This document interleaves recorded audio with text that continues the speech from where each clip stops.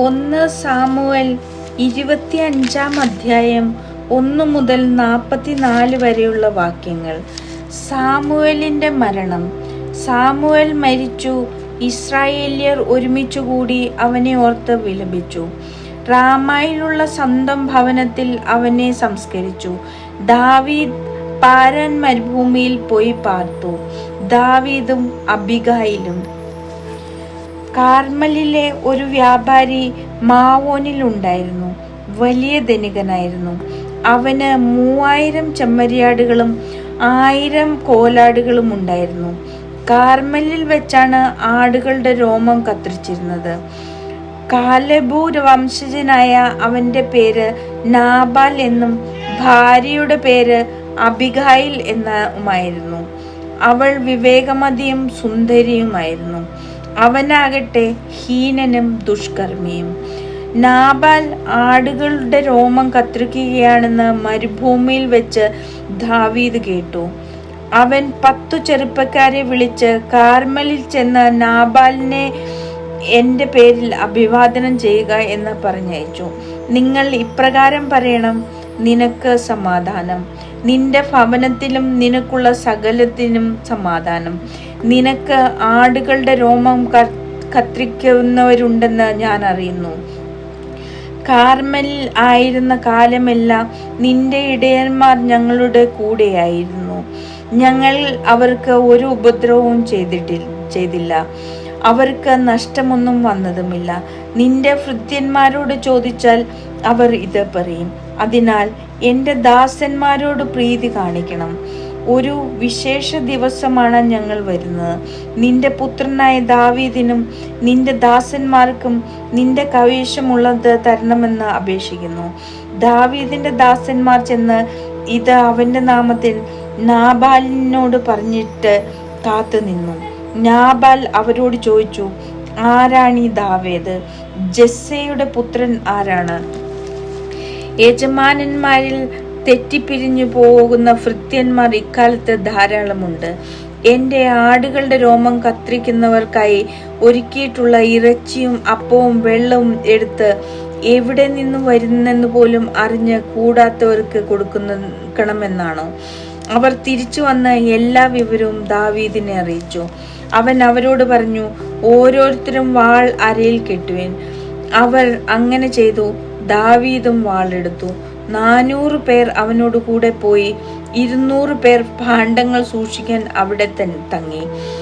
അതിനിടയിൽ ഭൃത്യരിൽ ഒരുവൻ നാബാലിന്റെ ഭാര്യ അബിഗായിലിനോട് പറഞ്ഞു: യജമാനെ അഭിവാദനം ചെയ്യാൻ ദാവീദ് മരുഭൂമിയിൽ നിന്ന് ദൂതന്മാരെ അയച്ചിരുന്നു.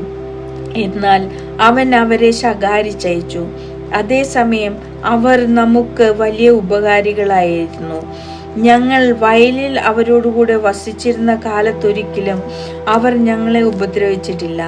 ഞങ്ങൾക്ക് ഒന്നും നഷ്ടപ്പെട്ടതുമില്ല.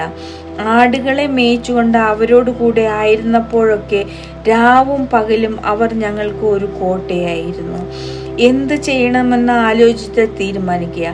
യജമാനനും കുടുംബത്തിനും ദ്രോഹം ചെയ്യാൻ അവർ തീരുമാനിച്ചിരിക്കുന്നു. യജമാനൻ ദുസ്വഭാവനാകൊണ്ട് അവനോട് ആർക്കും ഇത് പറയാനാവില്ല.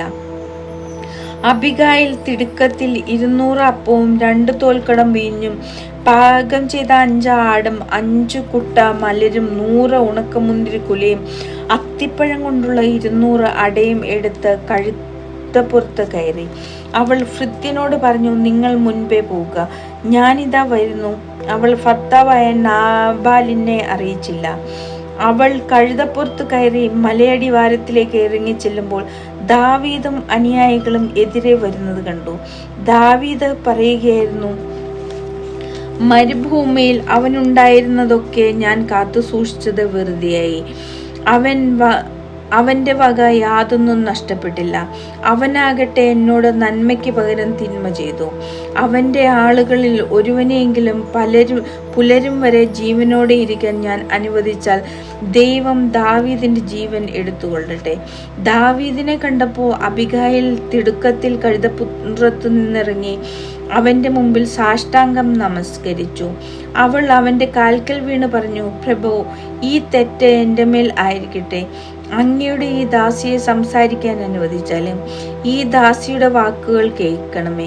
ദുസ്വഭാവനായ ഈ നാബാലിനെ അങ്ങ് പരിഗണിക്കരുതേ. പേര് പോലെ തന്നെ സ്വഭാവവും. നാബാൽ എന്ന പേര് അർത്ഥമാക്കുന്നത് പോലെ പോഷത്വമേ അവൻ പ്രവർത്തിക്കുകയുള്ളൂ. അങ്ങ് അയച്ച ആൾക്കാരെ ഈ ദാസി കണ്ടില്ല. പ്രഭോ, അങ്ങയുടെ കൈ കൊണ്ടുള്ള രക്തച്ചൊരിച്ചിലും പ്രതികാരവും കർത്താവ് തടഞ്ഞതുകൊണ്ട് കർത്താവും അങ്ങും ആണ്. അങ്ങയുടെ ശത്രുക്കളും അങ്ങയുടെ നാശം അന്വേഷിക്കുന്നവരും നാബാലിനെ പോലെ ആയിത്തീരട്ടെ. ഇപ്പോൾ അങ്ങയുടെ ദാസി കൊണ്ടുവന്നിരിക്കുന്ന കാഴ്ച സ്വീകരിച്ച് അനുചരന്മാർക്ക് നൽകിയാലും ഈ ദാസിയുടെ അപരാധം ക്ഷമിക്കണമേ. കർത്താവ് അങ്ങേക്ക് വിശ്വസ്തമായ ഒരു ഭവനം പണിയും. എന്തെന്നാൽ കർത്താവിന് വേണ്ടിയാണ് അങ്ങ് യുദ്ധം ചെയ്യുന്നത്. ആയുഷ്കാലത്തൊരിക്കലും അങ്ങിൽ തിന്മയുണ്ടായിരിക്കുകയില്ല. ആർ അങ്ങയെ പിന്തുടർന്ന് ജീവഹാനി വരുത്താൻ ശ്രമിച്ചാലും അങ്ങയുടെ പ്രാണനെ ദൈവമായ കർത്താവ് ഇതുപോലെ സൂക്ഷിച്ചുകൊള്ളും. അങ്ങയുടെ ശത്രുക്കളുടെ ജീവനാകട്ടെ കവിണയിൽ നിന്നെന്ന പോലെ അവിടുന്ന് തെറിപ്പിച്ചു കളയും. കർത്താവ് വാഗ്ദാനം ചെയ്തിരിക്കുന്ന എല്ലാ നന്മയും പൂർത്തിയാക്കി അങ്ങേ ഇസ്രായേൽ രാജാവാക്കും.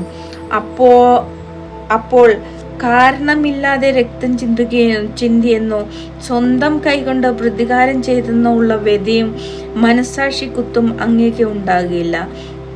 കർത്താവ് നന്മ വരുത്തുമ്പോൾ അങ്ങയുടെ ഈ ദാസിയെയും ഓർക്കണമേ. ദാവീദ് അബിഗായിലിനോട് പറഞ്ഞു, ഇന്ന് നിന്നെ എൻ്റെ അടുത്തേക്ക് അയച്ച ഇസ്രായേലിന്റെ ദൈവമായ കർത്താവ് വാഴ്ത്തപ്പെടട്ടെ. രക്തച്ചൊരിച്ചിലിൽ നിന്നും സ്വന്തം കൈയാലുള്ള പ്രതികാരത്തിൽ നിന്നും എന്നെ ഇന്ന് തടഞ്ഞ നീയും നിന്റെ വിവേകവും അനുഗ്രഹീതമാണ്.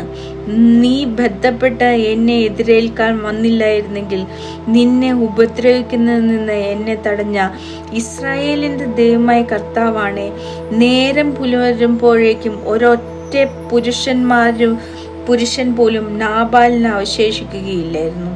അവൾ കൊണ്ടുവന്നത് ദാവീദ് സ്വീകരിച്ചു. അവൻ പറഞ്ഞു, സമാധാനത്തോടെ വീട്ടിലേക്ക് പോയിക്കൊള്ളുക.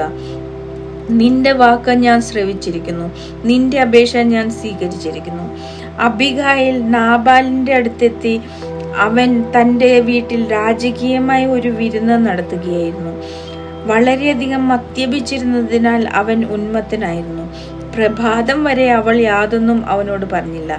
നാബാലിന് രാവിലെ ലഹരി ഇറങ്ങിയപ്പോൾ അവൾ ഇക്കാര്യം അവനോട് പറഞ്ഞു. അത് കേട്ട് ഹൃദയം മരവിച്ച് അവൻ ശിലാതുല്യനായി തീർന്നു. ഏകദേശം 10 ദിവസം കഴിഞ്ഞപ്പോൾ കർത്താവ് നാബാലിനെ ശിക്ഷിച്ചു. അവൻ മരിച്ചു. നാബാലിന്റെ മരണവാർത്ത കേട്ടപ്പോൾ ദാവീദ് പറഞ്ഞു, അവൻ എന്നോട് കാണിച്ച നിന്ദയ്ക്ക് പകരം ചോദിക്കുകയും അവിടുത്തെ ദാസനെ തിന്മയിൽ നിന്ന് രക്ഷിക്കുകയും ചെയ്ത കർത്താവ് വാഴ്ത്തപ്പെടട്ടെ. നാബാലിന്റെ ദുഷ്ടത കർത്താവ് അവന്റെ തലയിലേക്ക് തന്നെ അയച്ചിരിക്കുന്നു. അനന്തരം അബിഗായിലെ ഭാര്യയാക്കാനുള്ള ഉദ്ദേശത്തോടെ അവളോട് സംസാരിക്കാൻ ദാവീദ് ദൂതന്മാരെ അയച്ചു. അവർ കാർമലിൽ അബിഗായിലിന്റെ അടുത്ത് ചെന്ന്, ദാവീദിന്റെ ഭാര്യയാകുന്നതിന് നിന്നെ കൂട്ടിക്കൊണ്ടു ചെല്ലാൻ അവൻ ഞങ്ങളെ അയച്ചിരിക്കുന്നു എന്ന് പറഞ്ഞു. അവൾ എഴുന്നേറ്റ് നിലം പറ്റി താണ തൊഴുതുകൊണ്ട് പറഞ്ഞു, ഈ ദാസി എൻ്റെ യജമാനന്റെ ദാസന്മാരുടെ പാദം കഴുകേണ്ടവളാണ്. അബിഗായിൽ എഴുന്നേറ്റ് കഴുതപ്പുറത്ത് കയറി 5 പരിചാരകന്മാരോടൊപ്പം ദാവീദിന്റെ ഭൃത്യന്മാരുടെ പിന്നാലെ പോയി. അവൾ ദാവീദിന്റെ ഭാര്യയായി തീർന്നു.